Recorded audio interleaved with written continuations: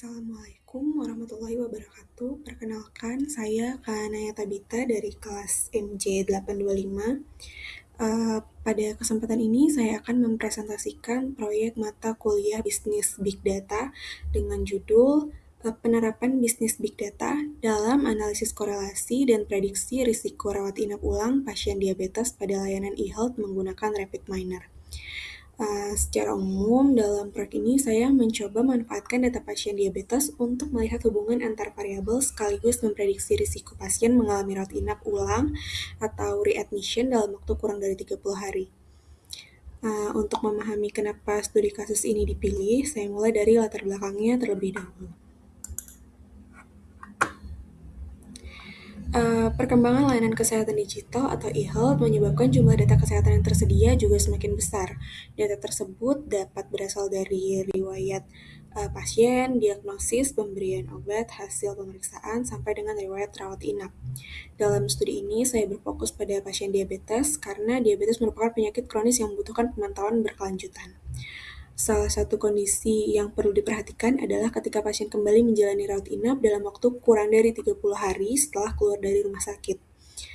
Selain berdampak terhadap kondisi pasien, readmission juga dapat menambah beban pelayanan kesehatan. Karena itu, data yang tersedia sebenarnya dapat dimanfaatkan melalui bisnis big data untuk menghasilkan informasi yang membantu proses pengambilan keputusan. Berdasarkan latar belakang tersebut, studi kasus yang saya gunakan adalah analisis pasien diabetes pada layanan e-health. Ada beberapa fokus utama dalam analisis ini. Yang pertama, memahami data pasien diabetes dan risiko rawat inap ulang. Kedua, menentukan target prediksi yaitu readmitted 30 day yang menunjukkan apakah seorang pasien mengalami rawat inap ulang kurang dari 30 hari atau tidak. Selanjutnya, saya melakukan analisis korelasi untuk melihat hubungan antar variabel.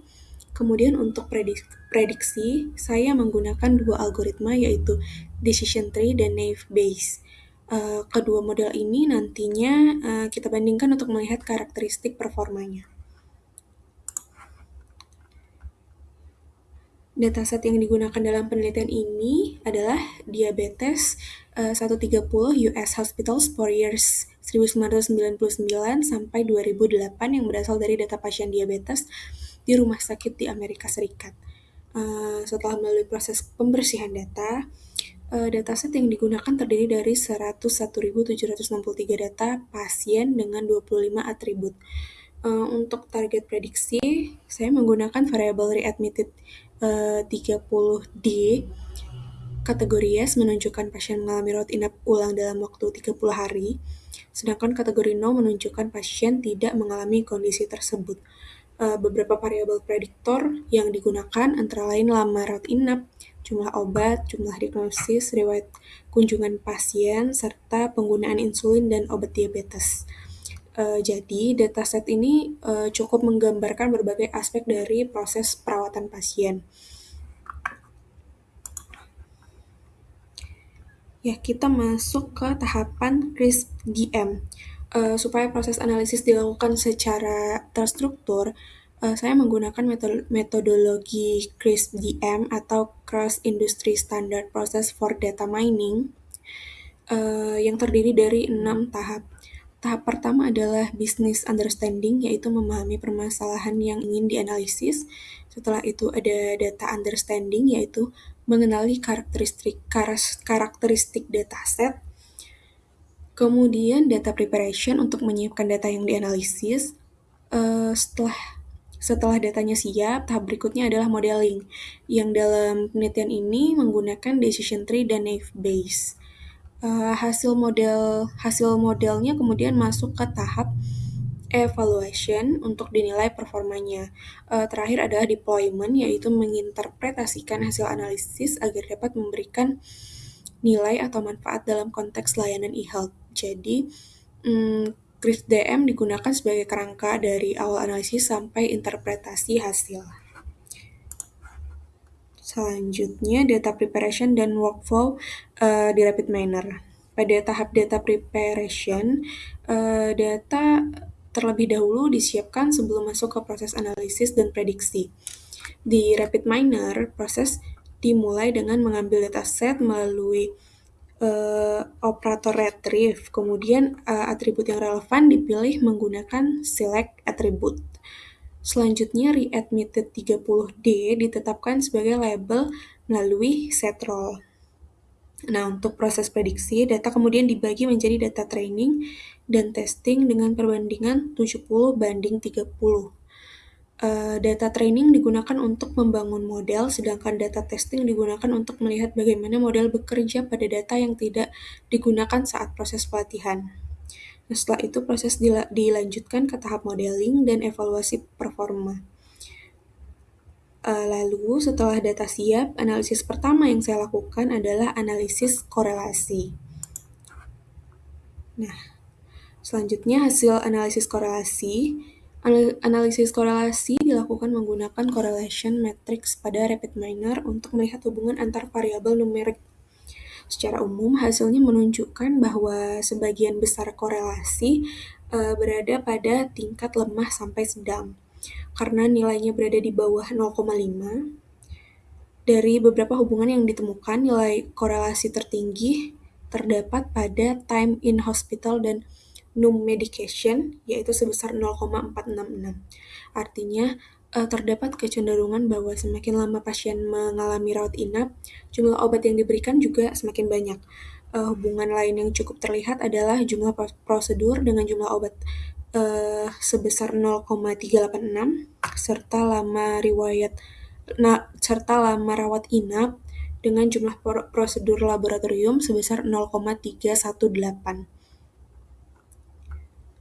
Namun perlu ditekankan bahwa korelasi tidak berarti hubungan sebab akibat. Jadi hasil ini digunakan untuk melihat pola hubungan di dalam data, bukan untuk menyimpulkan bahwa satu variabel secara langsung menyebabkan variabel lainnya. Oke, selanjutnya hasil prediksi decision tree. Setelah analisis korelasi, saya masuk ke tahap prediksi. Model pertama yang digunakan adalah decision tree. Berdasarkan hasil evaluasi, decision tree menghasilkan akurasi sebesar 88,87%. Secara angka, nilai ini memang cukup tinggi. Model juga sangat baik dalam mengenali kelas No dengan recall sebesar 99,93%.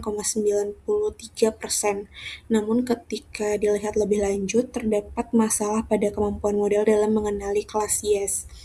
Recall untuk kelas Yes hanya sebesar 0,85%. Artinya sebagian besar pasien yang sebenarnya mengalami readmission justru diprediksi sebagai No. Jadi meskipun akurasinya tinggi, model decision tree masih sangat lemah untuk mendeteksi pasien yang benar-benar berisiko mengalami rawat inap ulang. Kondisi ini juga menunjukkan adanya pengaruh ketidakseimbangan kelas atau class imbalance pada dataset. Oke, next.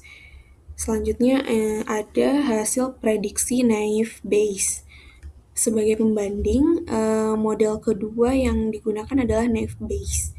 Naive Bayes memperoleh akurasi sebesar 85,39%, sedikit lebih rendah dibandingkan decision tree. Untuk kelas No, recall yang diperoleh 94,27%, sedangkan precision kelas Yes adalah sebesar 24,35%. Hal yang cukup menarik terdapat pada recall Yes, yaitu sebesar 4,8%.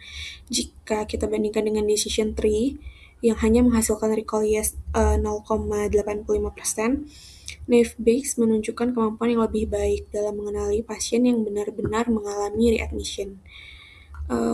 Walaupun hasilnya masih belum tinggi, peningkatan ini penting karena dalam konteks layanan kesehatan, kemampuan mengenali pasien yang berisiko juga perlu mendapatkan perhatian tentunya. Oke, next. Selanjutnya ini perbandingan model prediksi.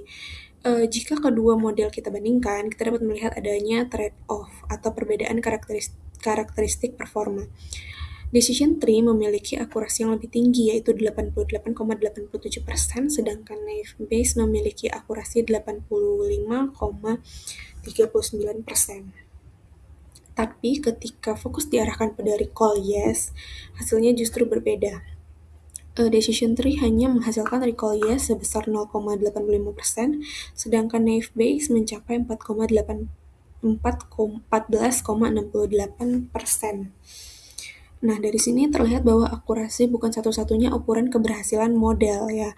Dalam studi kasus e-health seperti ini, model tidak hanya diharapkan dapat memprediksi mayoritas pasien dengan benar, tetapi juga memiliki kemampuan untuk mengenali pasien yang benar-benar berisiko mengalami rawat inap ulang. Jadi berdasarkan analisis ini, naive Bayes relatif lebih relevan jika perhatian utama diarahkan pada kemampuan mendeteksi kelas yes, meskipun performanya masih perlu ditingkatkan. Oke, next kita masuk ke kesimpulan analisis.